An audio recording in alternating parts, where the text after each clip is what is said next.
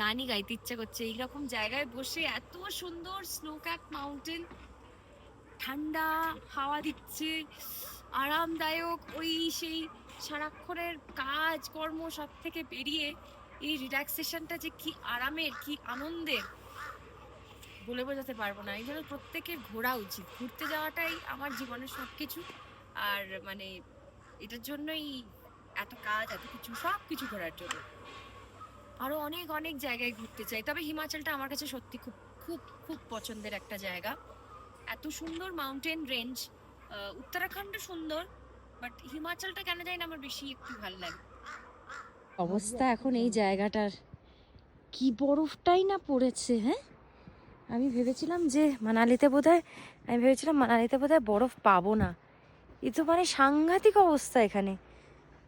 চারিদিকে যেদিকে তাকাচ্ছি সেদিকে বরফ, মানে এই পুরো রাস্তাটা পুরো বরফে ঘেরা ছিল। এখন একটু বেটার, এখন সরিয়ে দিয়েছে। এখানটা দেখো না কি অবস্থা, চারিদিকে যেদিকে তাকাচ্ছি সেদিকে বরফ। আর দূরে পাহাড়টা একদম ঝকঝক করছে বরফে। এইটা দিয়ে উঠে নেমে এসছি হোটেলে। যখন উঠবো তখন জানি না কি করে উঠবো, বাট ভালো লাগছে। খুব ঠান্ডা হাওয়া দিচ্ছে, হাওয়া মানে ঠান্ডা আর কি, বরফের যে ঠান্ডাটা সেই ঠান্ডাটা ফিল করছে। আর মানালি এত সুন্দর একটা টাউন, একটা ট্যুরিস্ট ডেস্টিনেশন, এত লোক আসে এখানে। খুব সুন্দর পিসফুল একটা জায়গা।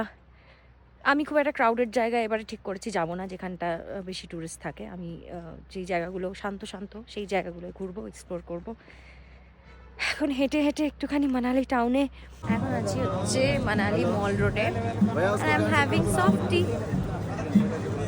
কলকাতায় আমি আইসক্রিম খাই না গলার জন্য, আর এই ঠান্ডায় এসে আমি আইসক্রিম খাচ্ছি। মানে যারা জানে তারা বলবে এখানে গান হচ্ছে, এখানেই যাবো। কত লোক। এখন আছি হচ্ছে মানালি মল রোডে।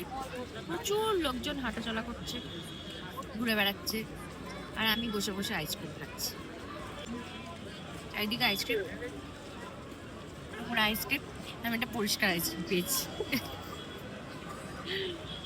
আজকের দিনটা এরকম রিল্যাক্স করেই কাটাবো। একটু পরে একটা কোনো ক্যাফেতে ভাবছি একটু চা কফি খাবো, খেয়ে ডিনার করে আজকে ঘুমিয়ে পড়বো। কালকে অনেক কিছু আছে, সেগুলো সব তোমাদেরকে দেখাবো কালকের জন্য, তাই ওয়েট করে থেকো।